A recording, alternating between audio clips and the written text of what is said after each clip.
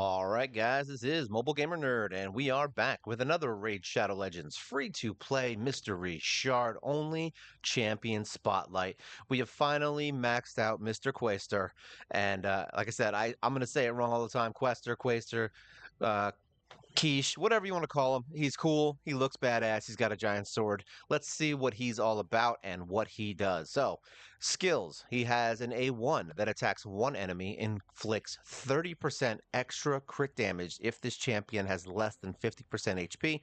Doesn't really happen too much because he doesn't really get hurt. That's the whole point. So it's a little bit of a weird A1, but still not bad. If he does get hit, you get 30% more crit damage. Then attacks one enemy, places a 15% increased crit damage buff on all allies for 2 turns if the attack is critical. So we do need critical hit on him to make that work for the rest of the team.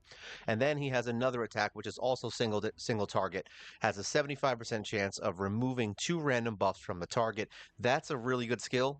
2 random buffs is enough to take down, a Valkyrie or something like that. So you definitely want to have him have some accuracy. Definitely works out. Masteries. All right. Actually, his skills, we do have him in the Phantom Touch Blessing. More damage, right? So, Masteries. We just finished out his masteries. We did go down to Helm Smasher. We want him to break through defenses. The whole point with him, at least is what I'm trying to do with him, is I want him to essentially one-shot things whenever possible. That's something we want. So yeah, we want him to get through their defenses. I feel like that's better than a War Master. It depends on where you're using him. If you're going to use him in dungeons and PvE aspects, I mean, I can't see War Master being bad. However, being able to break through defense could be a little bit better just because, you're going to do more damage. All right. And then we have a little bit of accuracy going down here and all the way down to increased speed by 8 for each dead ally. I threw it on there. It's not necessary. We just kind of threw it there just in case, whatever, something dies. All right. So now his artifacts. We did put him in some perception gear and some speed gear. We wanted him to be fast and be able to kill things as quickly as possible. So yeah, we got him at 58,000 power. Can we get him better? Yes. We did switch out his chest in the last video, so he now has an attack percent chest at 60%. His crit rate got a little bit hurt from it, but you know what? I'm not too mad about it. We can always change it later and give him a little bit more crit since his skill is based on that. So let's look at his total stats as of right now. So we've got him at 33,000 HP. We've got 4,344 attack. So he's up there. We've got 1,791 defense, which is not that great. We got his speed up to 227, which is definitely not bad. 71% crit rate. Like I said, we did have it around 80 or 90 before, but we lost a little bit from when we switched out his chest to get more attack, but it is what it is. His crit damage is at 186, if I'm reading that right. Sorry, my eyes are not what they used to be. And then resistance is 255 and his accuracy is 227. So we actually have a little more resistance than we need. We would probably prefer to pump that into his accuracy, which is probably where we'll end up going down the road. But hey, that's just where he is right now. So let's check him out and see what he can do. Let's go into the arena. We did a lot of this in the other video that we did, but we're going to give it another shot now that he is not level 30. Let's refresh this. We want to bring him into a full kit team. So here we go. This is a 45,000 power monster. Let's see what he can do in here. Let's see if he can kill him by himself. That's the first thing. Actually, I forgot he's level 60 now. So we got to figure out where the hell he is. I'm like, he's going to be mixed in now with the 60s, whereas before he was towards the bottom. I'm glad they did this whole 3-person thing because it actually makes it easier to find him.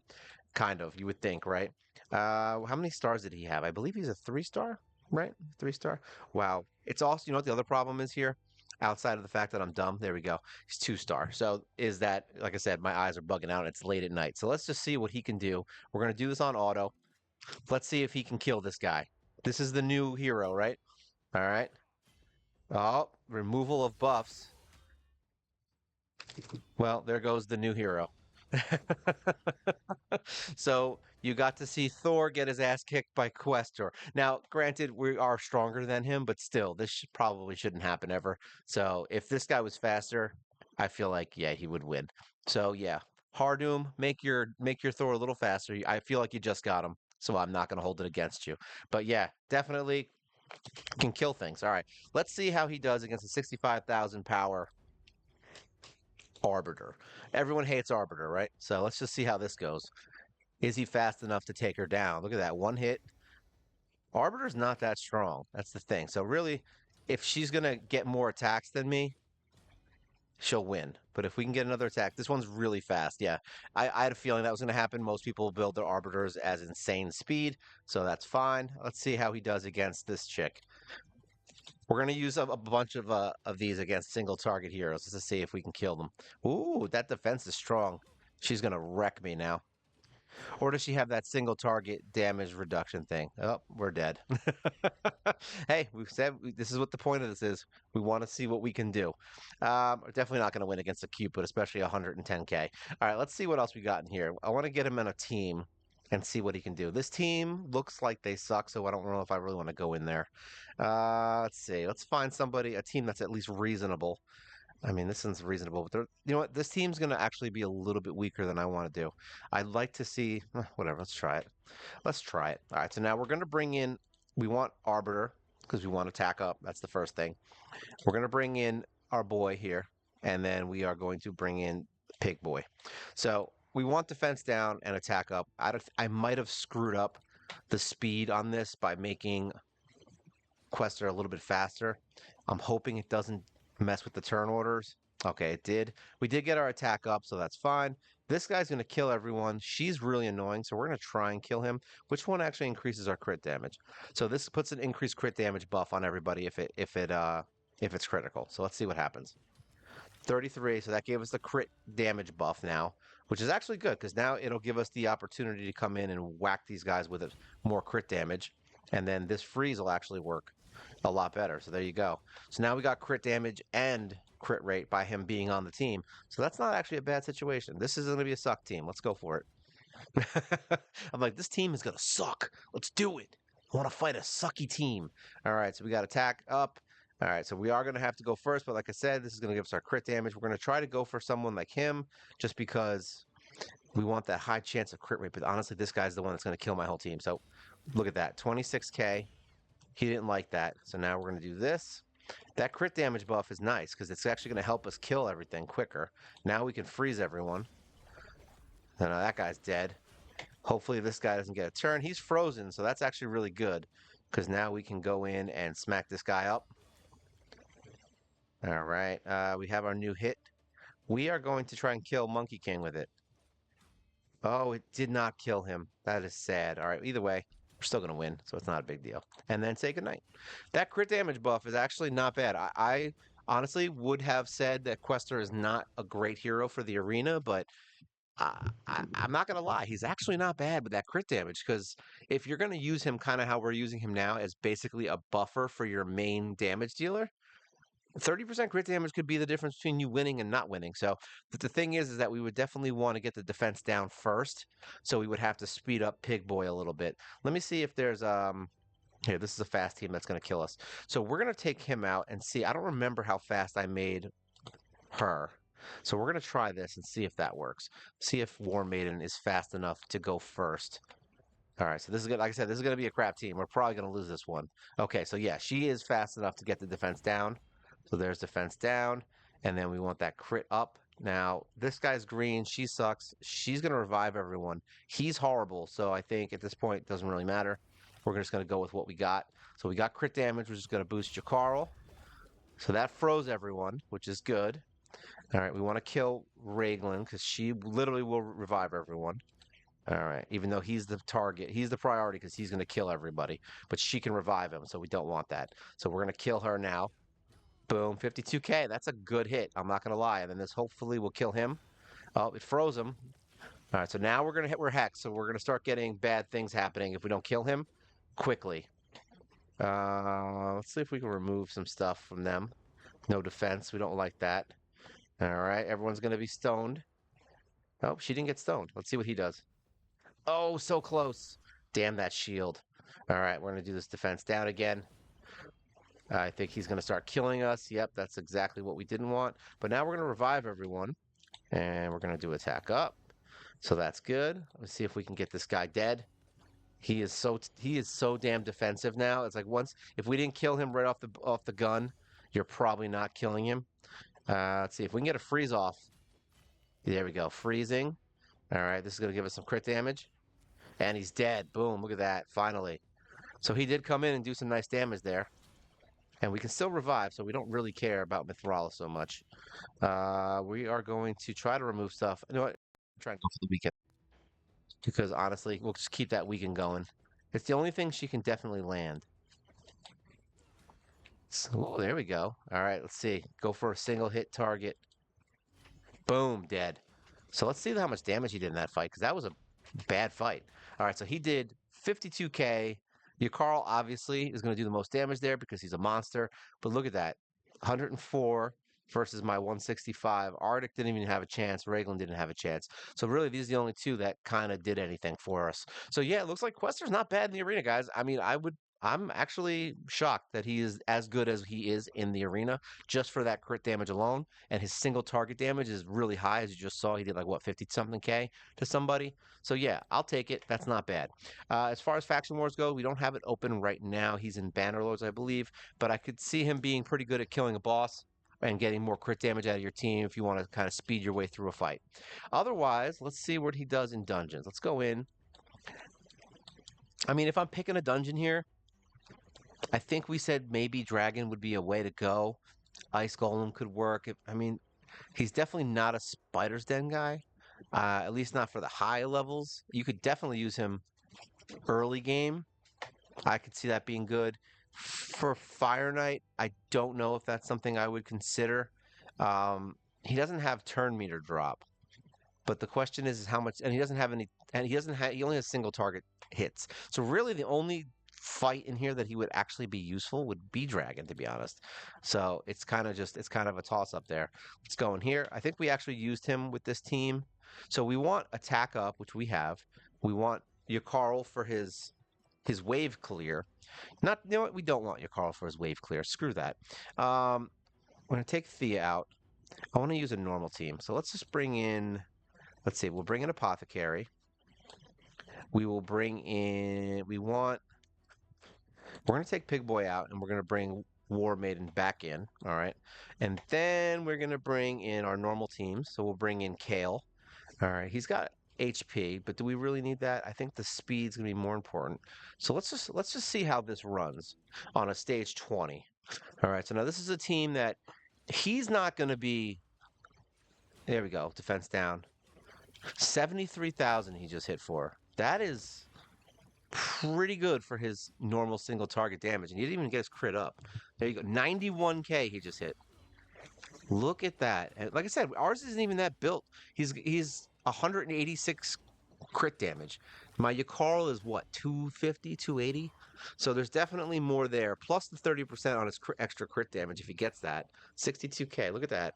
Single target beast. Look at this. I'll take it. Defense down, 58. He didn't have attack up on that one. So we gotta wait for Spirit Host to give us some fun there. So yeah, definitely got to get his crit rate up and his crit damage. But I mean, this is even with an 80% crit damage glove, I believe. So, and I think we don't have a banner on him that we like. We just have a reasonable one that had speed on it. So I'm not like, oh, we need it. It needs to be faster. So 40k. He's doing some good damage here, actually. Very shocking, especially because we have him pretty fast. He's way faster than my Kale, so he's going to get more attacks in. Let's see. This is where I'm curious how much he's going to do. 20,000 plus his little ignore defense. His little ignore defense. I like that. So down, there you go. Decrease to 82. That's not bad. Versus 35. I mean, the poisons from Kale are obviously going to just destroy this boss, but yeah. Especially, and they have AoEs, but so if he does even close to their damage, that's going to be ridiculous. He reminds me of Twin Claw Disciple. Ooh, 75, and everyone does more crit damage now. He definitely reminds me of Twin Claw Disciple in the sense that he's a single target damage dealer, he's force affinity, and he's good for one shots. I mean, imagine some of the heroes in Arena that are annoying that he could easily just kill in one hit, if you were to really build him out. Look at that, 80,000. And now we're doing 30% more damage here from the crit damage because he's landing those crits. Look at that, 62, and he's fast, so that's good too. Question is he going to survive? Okay, we're good. 39. See, look, I mean, they're getting those War Master procs off. This is why I was saying if you're going to use them for stuff like this, the War Master might be your better option. Right now, we're just breaking through defenses, so we haven't built more towards an arena build. All right, let's see what the magic is here. So, War Maiden did 95, 950,000. Quaestor did 874. All right, Apothecary did 35. All right, obviously Kale's going to do 1.5 million. He's a poisoner. But now imagine if you were going to use him. Honestly, if we were going to use him in War Master, I feel like this would be a much different picture. I feel like he would have a lot more damage because he'd be able to do his main hits. Plus, he'd be able to get like 40,000 points on a War Master proc. So, yeah, it's conceivable that you get him fast enough, he could just. I mean, if you really want him to be a survivor, you could easily put him in like a lifesteal set with a lot of accuracy and crit damage and crit rate. And boom, there you go. Dude's just going to keep staying alive because he's going to heal himself back up to max HP every time he hits because he's so strong. So yeah, this is definitely someone you could use to get through some stuff if you don't have anyone else. Surprisingly enough, he's not that great earlier on. Just from using him in the beginning, like I was like, you know what I mean? Once we got him to 50 and we got him in some reasonable gear, I started seeing a change in him. And I honestly don't know if I would use him for Faction Wars, only because the team that we used was highly like what's the word I'm looking for? They were relying on the buffs that the team gives, and Archmage actually has a crit damage buff. So I don't know if I don't think this stacks. I don't know if it does. I mean, you can check that for yourself. But if it does stack, which would be awesome, that gives you an extra 30% crit damage. But so other than that, though, he doesn't bring much to the table outside of single target damage.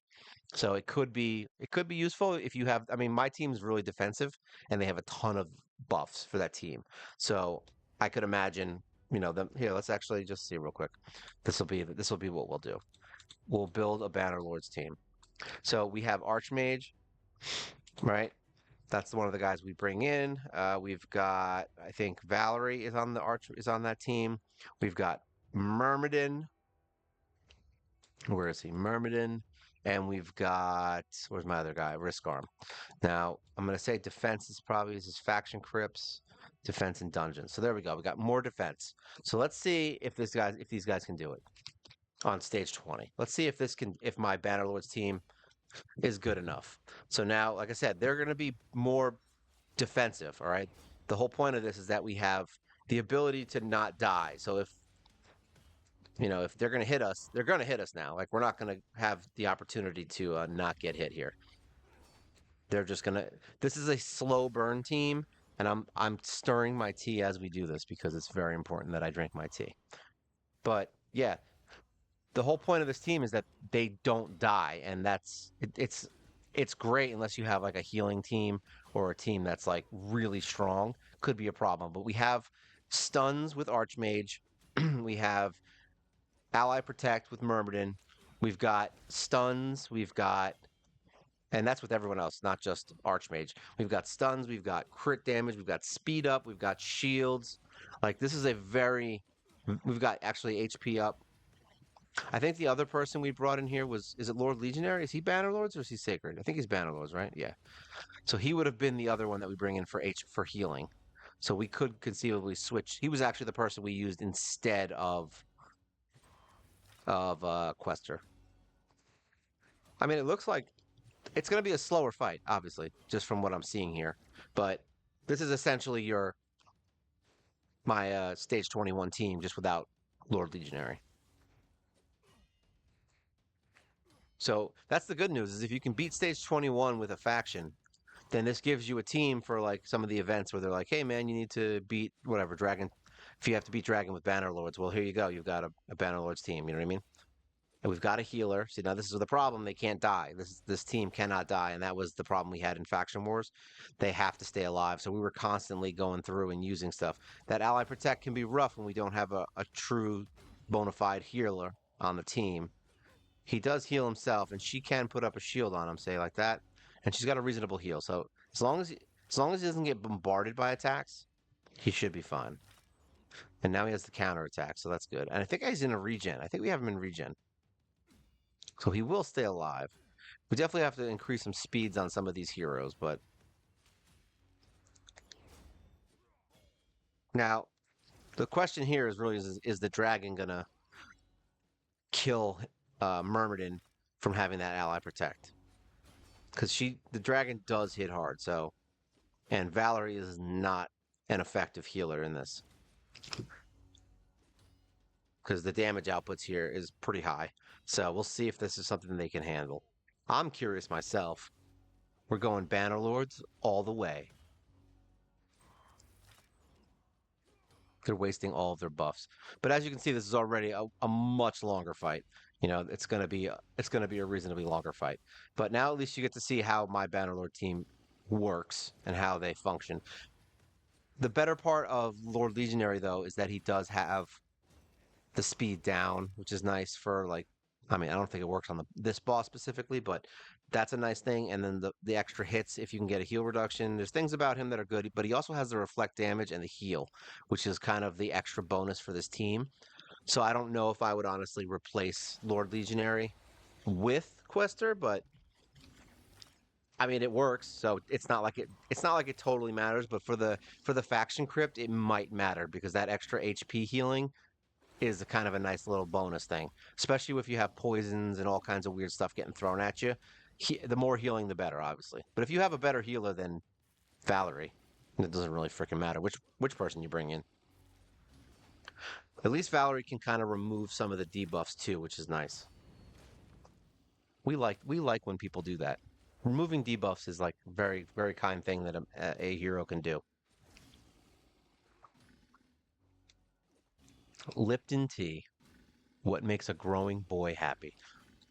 But just look at the difference in how the functionality of a team works and how much different it is to come in here with a faction specific team rather than I mean this is actually kind of cool because this is something I think we could consider doing. We can just bring in, you know, factions into different dungeons and see how they function because there are like I said there are events where they force you to use specific factions and I told you I said that Myrmidon was going down. That ally protect is probably the only thing I would say is negative, but that also makes us lose our attack down because that's what Myrmidon brought to the table. So if I were to bring him in here, honestly, it might be worth it to take off his ally protect because at least that way everybody's going to take the hits rather than just Myrmidon, unless you have a reviver, in which case you'll be fine. But that attack down is definitely useful for this fight. Now we're going to be taking more damage.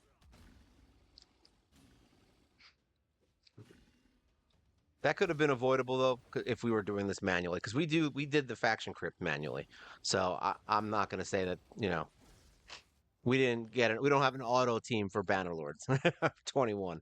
It was it was a very specific fight that required us to actually use specific turns and specific buffs at certain times. Yep, and there goes Quaestor. Hey, like I said, this is why we're doing this. I want to see how they run. I have a feeling we're going to end up getting killed just because of the damage output that he's going to do once we get a little bit lower. And these guys are more support heroes, and it looks like Archmage is going to go down in history. But this is why I said that, you know, bringing Lord Legionary is a better option just because he has the heal over time, which gives you a little bit more edge, and it gives you the ability to heal up. Let's see if Valerie can actually handle this, because that shield is going to be rough. Let's see if she can take the hit. I'm curious. Ooh, that's a hurt. Wow, he immediately went back up with the shield. We're gonna let it ride, just so I already know they're gonna die, but whatever. Because they definitely can't take another hit from that shield. Even Valerie has her limits. Here you go. You're about to see death. There you go. All right, so yeah, I mean, it doesn't work, but look at this. Quaestor did on that team 1.2 million. That's crazy. So just looking at the damage output, yeah, I mean, I would probably just bring somebody else who can revive if you've got it on a team like this. If you have a reviver, great. If you don't, maybe Lord Legionary over Myrmidon might be your better option because you're still getting the shields. He brings attack down, which is nice, but at the same time, Lord Legionary probably would be a better fit with this team with Quaestor. So yeah, I mean, if you guys need a single target damage dealer, man, he is definitely that guy. He can do it, and he can do it well. Doing it and doing it and doing it well. That's his new song. And he looks badass. I think that's why he was chosen. That's why he was chosen by by everyone. This was a great little shield. He's a badass. He's a badass looking hero. I'll give him that. And he does have a reasonable set of gear. I mean, I actually put all that new gear we got from one of the heroes. I forgot which one it was. I don't know if it was Loki or someone else, but we got no Loki gets the barbarian, I think.